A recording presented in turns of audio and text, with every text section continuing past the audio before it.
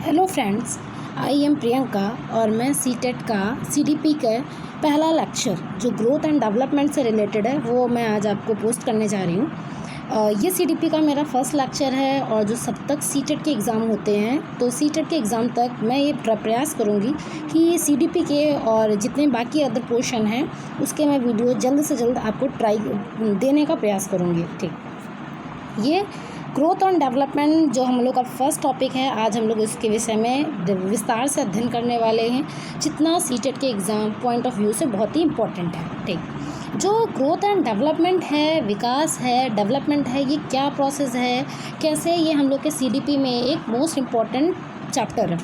जो विकास है, जो डेवलपमेंट है, ये क्या होता है? तो विकास एक निरंतर चलने वाली प्रोसेस है। जो विकास है, डेवलपमेंट है, ये कंटिन्यूअस प्रोसेस है। जब बच्चा पैदा होता है तो जब पैदा होने से उस बच्चे के मृत्यु तक ये डेवलपमेंट वाला प्रोसेस ज़िंदगी भर चलता रहता है। तो development is a continuous process. Development निर्भरता से स्वायत्तता की ओर जाता है, यानी जब बच्चा पैदा होता है तो उस समय वो बच्चा दूसरे पर डिपेंड रहता है, डिपेंडेंसी रहती है उस बच्चे में।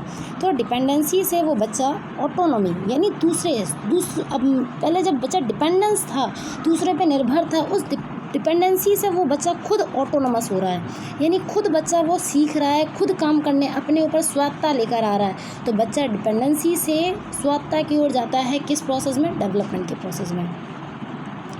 डेवलपमेंट एक निरंतर चलने वाली प्रक्रिया है, हम लोग पहले पढ़ चुके हैं। जो डेवलपमेंट होते हैं वो वॉम्ब टू टॉम्ब यानी गर्भ से कब्र तक चलती है। जब बच्चा गर्भ में माँ के रहता है तब उस प्रोसेस से बच्चे के वॉम्ब यानी गर्भ से उस अवस्था से लेकर जब तक बच्चा का पूरा जन्म पूरा किसी बच्चा जब व्यक्ति में कन्वर्ट होता है तो उस पूरे जीवन काल के दौरान बच्चा वॉम्ब से टॉम्ब यानी पूरे जन्म से गर्भ से कब्र तक ये विकास का प्रोसेस चलता रहता है। जो विकास होता है ये मात्रात्मक और गुणात्मक वृद्धि होती है, यानी ये हमारे बच्चे के विकास में मात्रा में वृद्धि करता है और गुणों में भी वृद्धि करता है। तो इस प्रकार से ये 4-5 पॉइंट्स है जो ऐसे एग्जाम में पूछ ले जाते हैं कि बच्चे वॉर्म टू टॉम ये कैसा प्रोसेस है, ये डेवलपमेंट के अंतर्गत आता है। ये डेवलपमेंट कैसा प्रोसेस है? ये वॉर्म टू टॉम चलने वाली प्रक्रिया है।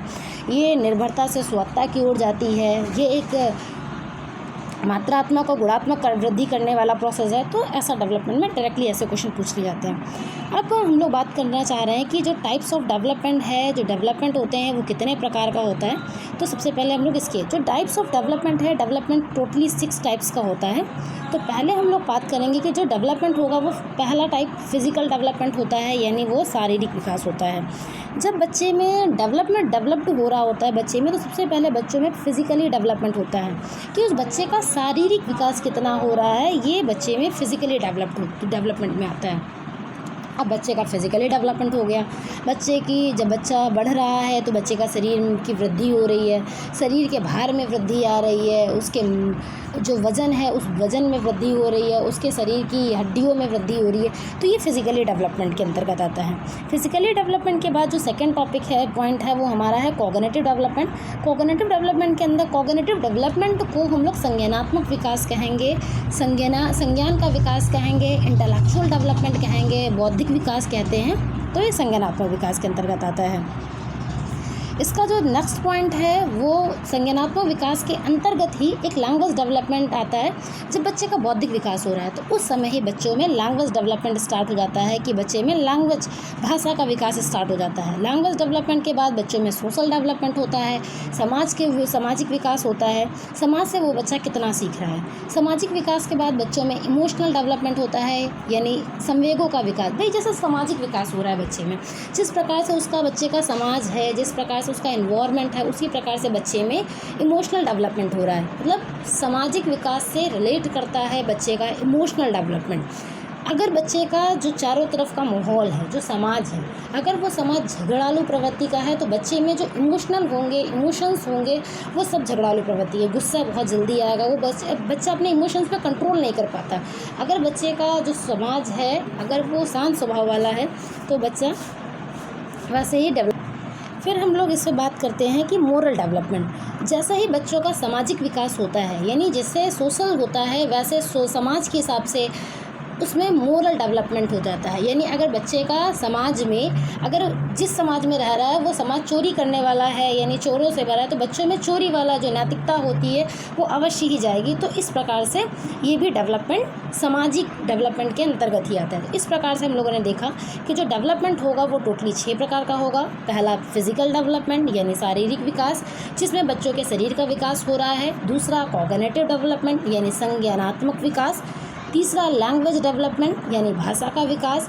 चौथा सोशल डेवलपमेंट यानी समाज का विकास। समाज के विकास के अंतर्गत फिर 2 डेवलपमेंट बढ़ गए, संवेगों का विकास यानी इमोशनल डेवलपमेंट और मोरल डेवलपमेंट यानी नैतिकता का विकास। इसमें एक चीज़ ध्यान रखने वाली है कि जो कॉग्निटिव डेवलपमेंट है ये संज्ञानात्मक है, हिंदी में संज्ञान कहते हैं, और जो इमोशनल डेवलपमेंट है इसे संवेग कहते हैं। तो संज्ञान और संवेग को ध्यान रखना कि जो इमोशनल डेवलपमेंट है वो संवेग से रिलेटेड है, और जो कॉग्निटिव डेवलपमेंट है वो संज्ञान से रिलेटेड है, उसके बौद्धिक से रिलेटेड है, उसके इंटेलेक्चुअल से रिलेटेड है।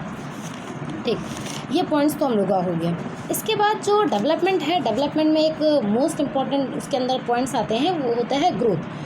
जो ग्रोथ होती है, जो वृद्धि होती है, वो डेवलपमेंट का ही एक पार्ट होता है। मतलब डेवलपमेंट के अंतर्गत ही ग्रोथ आती है। ग्रोथ, बच्चे में वृद्धि हो रही है। वृद्धि का मतलब होता है कि उसमें मात्रात्मक परिवर्तन हो रहा है। जैसे डेवलपमेंट में अभी हम लोग देख रहे थे कि वहाँ पे गुणात्मक परिवर्तन हो रहे थे, लेकिन ये जो वृद्धि होती है उसमें केवल मात्रात्मक ही होता है, गुणात्मक नहीं होता है। इसमें वृद्धि में बच्चे का केवल शारीरिक विकास होता है, और जो ग्रोथ होती है वो कुछ समय के बाद रुक जाती है। जबकि डेवलपमेंट में हम लोगों ने देखा कि जो डेवलपमेंट होता है वो वर्म टू टॉम्ब यानी गर्भ से कब्र तक जाने वाला प्रोसेस होता है। तो इसके बाद फिर मैच्योरेशन आता है। एक इम्पॉर्टेंट वो होती है कि मैच्योरेशन क्या होता है, बच्चों में परिपक्वता कैसे आती है।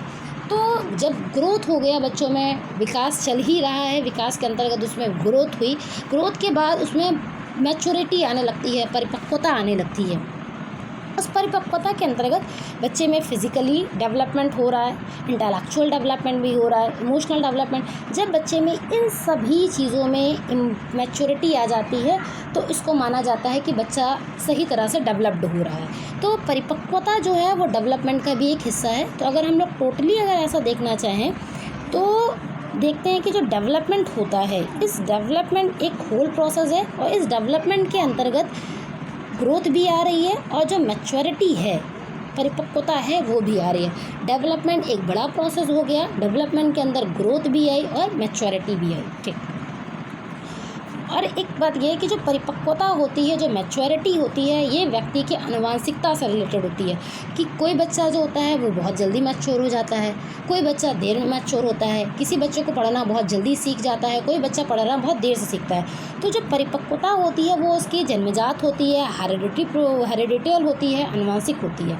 तो इस प्रकार से परिपक्वता डायरेक्टली रिलेट करती है आनुवांशिकता से। ठीक, इसके बाद हम लोग देखेंगे कि ग्रोथ और डेवलपमेंट में अगर डायरेक्टली ऐसा ऑप्शन देख रहे हैं तो उसमें ग्रोथ और डेवलपमेंट में हम लोग डायरेक्टली देख सकते हैं कि जो ग्रोथ होगी और जो डेवलपमेंट होगा, तो ग्रोथ क्वांटिटेटिव प्रोसेस है, हम लोगों ने केवल देख लिया कि केवल इससे मात्रात्मक वृद्धि हो रही है, और जो डेवलपमेंट हो रहा है वो क्वांटिटेटिव और क्वालिटेटिव दोनों ही प्रोसेस होते हैं। फिर इसमें जो ग्रोथ होगा, ग्रोथ में केवल फिजिकल डेवलपमेंट हो रहा है, केवल शारीरिक विकास हो रहा है, और जबकि इसमें सभी प्रकार के विकास हो रहे हैं। कॉग्निटिव देख लें, चाहे भाषाई विकास देख लें, चाहे सोशल डेवलपमेंट देख लें, चाहे फिजिकली डेवलपमेंट देख लें, चाहे मोरल डेवलपमेंट देख लें।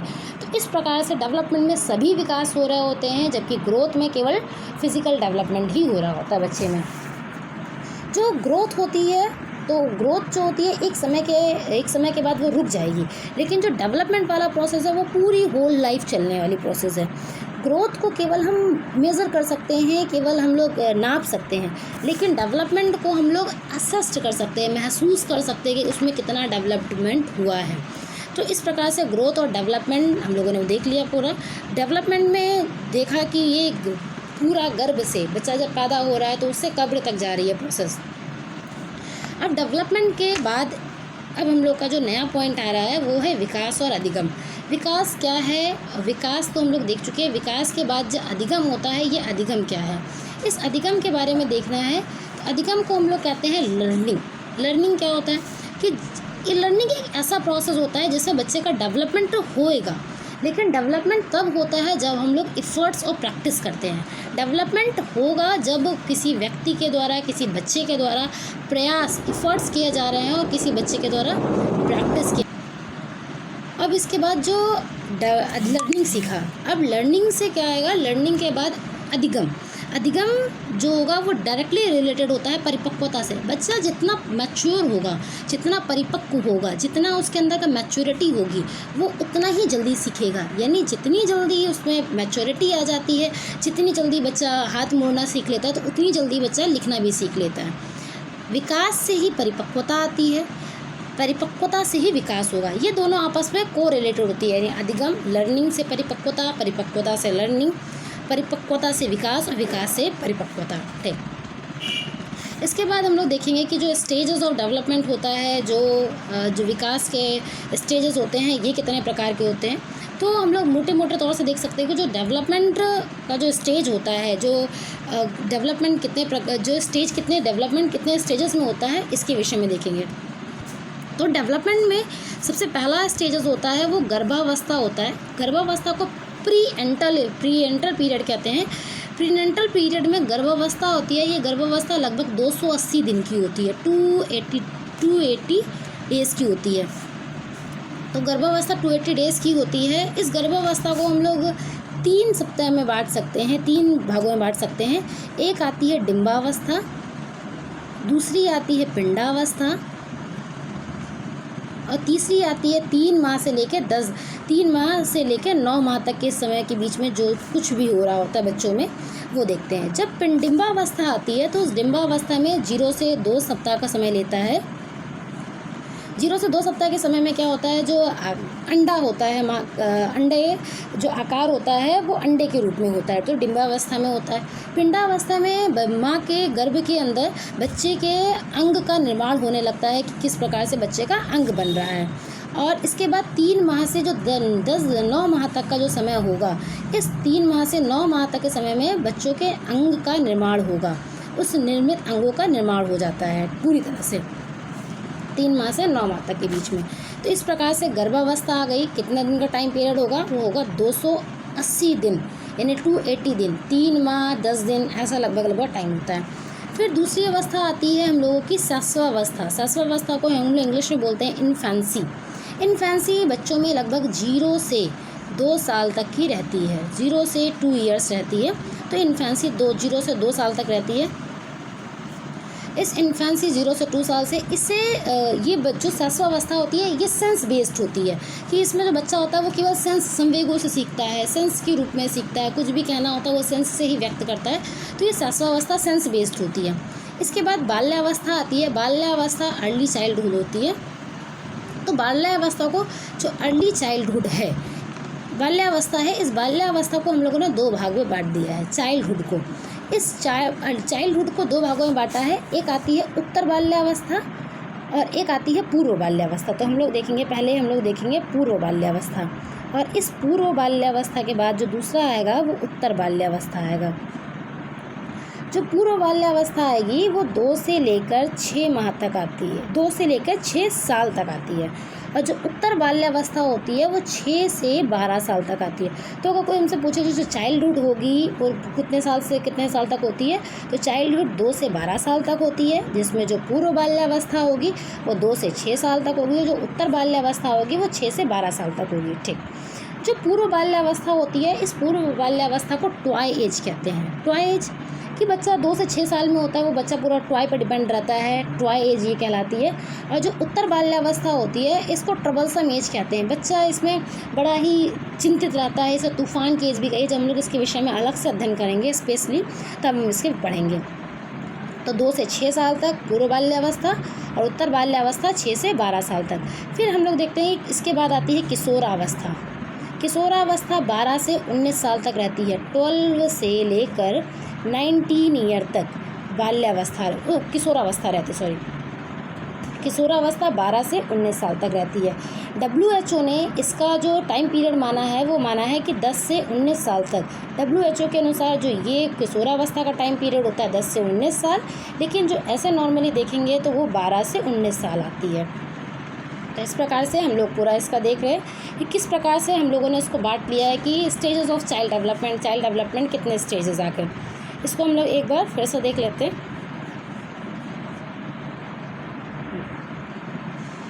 स्टेजेस ऑफ डेवलपमेंट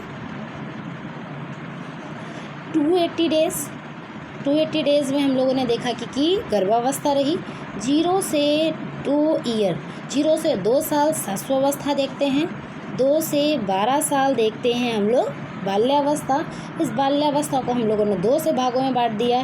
2 से 6 साल देखा हम लोगों ने पूर्व बाल्यावस्था और 6 से 12 साल देखते हैं उत्तर बाल्यावस्था। फिर देखते हैं 12 से 19 साल, जो 12 से 19 साल होगा, इस 12 से 19 साल में किशोरावस्था आती है, लेकिन WHO मानता है इसको 10 से 19 साल। ठीक, तो इस प्रकार से हम लोगों ने बांट लिया। 4 स्टेजेस थी, गर्भावस्था, शिशुअवस्था, बाल्यावस्था, किशोरावस्था। अगर हम लोग इस बाल्यावस्था को 2 भागों में बांट लेते हैं तो टोटली हम लोग की 6 अवस्थाएँ आ जाती हैं। ठीक है, अब बात करते हैं कि ऐसे कौन कौन से फैक्टर्स होते हैं जो डेवलपमेंट को प्रभावित करते हैं, कि किसके द्वारा हमारा डेवलपमेंट में प्रभाव पड़ता है। तो कुछ इन लोगों को हम लोगों ने 2 भागों में बांट रखा है कि कुछ इंटरनल फैक्टर्स होते हैं और कुछ एक्सटर्नल फैक्टर्स होते हैं जो डेवलपमेंट को प्रभावित करते हैं। तो सबसे पहले हम लोगों ने देखते हैं कि जो डेवलपमेंट होता है, उस डेवलपमेंट को सबसे पहला प्रभावित करने वाला पॉइंट होता है वो है हेरिडिटी। बच्चे का अनुवांशिकता के आधार पर डेवलपमेंट में बहुत ही इंपॉर्टेंट रोल पड़ता है कि किसी बच्चे की फिज़िकल डेवलपमेंट कम होती है, किसी बच्चे की फिज़िकल डेवलपमेंट कम ज़्यादा हो जाती है, किसी की ग्रोथ कम होती है, किसी का इंटेलेक्चुअल डेवलपमेंट अच्छा होता है, किसी का भाषाई विकास अच्छा होता है। तो ये सब जो हेरिडिटी होती है, ये फैक्टर्स इफ़ेक्ट डालते हैं किसमें, डेवलपमेंट में। दूसरा पॉइंट आता है कि जो इंटेलिजेंसी होती है, जो उसका बच्चे का इंटेलिजेंसी कैसी, उसका बौद्धिक विकास कैसा हुआ है, वो उसके डेवलपमेंट में। बच्चे का बौद्धिक विकास अच्छे तरीके से हुआ है तो उसका डेवलपमेंट अच्छे तरीके से हो रहा है। बच्चे का बौद्धिक विकास कम अच्छे तरीके से हुआ है तो उसका डेवलपमेंट कम अच्छे तरीके से होगा। अगर उसका इमोशनल अच्छा है तो उसका डेवलपमेंट अच्छे तरीके से होगा। उसमें सोशल इफ़ेक्ट्स जितने ज़्यादा होंगे, जैसा सोशल जो नेचर होगा, समाज से कितना अच्छे तरीके से सीख रहा है, तो ये सब जो फैक्टर्स होते हैं कि जो सोशल, जो हमारा उसका सामाजिक वातावरण है, जो उसका इमोशनल इंटेलिजेंसी है, जो उसकी बायोलॉजिकल है और आनुवंशिकता है, ये सब इसको किस प्रकार से इफ़ेक्ट करते हैं। तो ये ऐसे फैक्टर्स हैं जो कि डेवलपमेंट को बहुत ही ज़्यादा प्रभावित करते हैं। अब बात करते हैं कि कुछ ऐसे फैक्टर्स भी होते हैं जो बच्चे के एक्सटर्नली रूप से, बाह्य रूप से प्रभावित करते हैं। ये तो थे इंटरनली रूप से कि जिसे हम लोग चेंज नहीं कर सकते, हम चाह कर भी किसी बच्चे का बायोलॉजिकल या इंटेलिजेंसी चेंज नहीं कर सकते हैं। एक्सटर्नल फैक्टर्स में आती है, पहले जो वोम्ब थी यानी गर्भ था माँ का, इसको हम लोग इंटरनली फैक्टर्स में इंक्लूड करते थे, लेकिन अब हम लोग कहते हैं कि जो बच्चों माँ का गर्भ होता है ये एक्सटर्नल फैक्टर्स में आएगा। जब बच्चा माँ की गर्भ में रहता है तो उसका बाहरी माँ के चारों तरफ का इन्वायरमेंट कैसा है, ये बच्चे के जो डेवलपमेंट होता है उसमें बहुत ही रोल प्ले करता है। तो माँ का गर्भ यानी माँ के वॉम्ब कैसे होंगे, वो एक्सटर्नल फैक्टर, माँ का वॉम्ब जो है उसका डेवलपमेंट उस समय कैसा हुआ है वो बच्चे के आज के डेवलपमेंट पे निर्भर करेगा। ये भी डेवलपमेंट करता है कि जो बच्चा सिंगल चाइल्ड है या ट्विंस हो रहा है तो ये बच्चे के डेवलपमेंट में भी बहुत ही असर दिखाता है।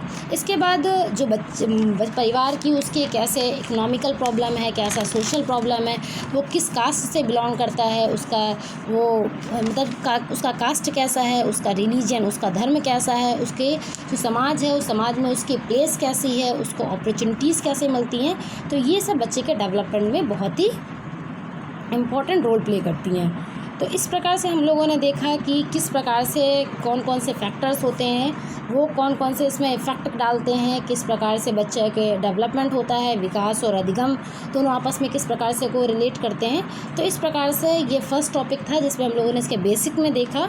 इसके बाद जो है हम लोग जो इसकी शिशुअवस्था जो कि बाल्यावस्था है, इसके विषय में हम लोग डीपली स्टडी करेंगे, जिससे बहुत ही एग्ज़ाम में इम्पॉर्टेंट नोट्स हैं जो कि एग्ज़ाम में बहुत ही ज़्यादा इससे 3 या 4-5 नंबर का अधिक से अधिक आ जाता है। ठीक है, थैंक यू। इस वीडियो को शेयर करें, लाइक करें, सब्सक्राइब करें। थैंक्स।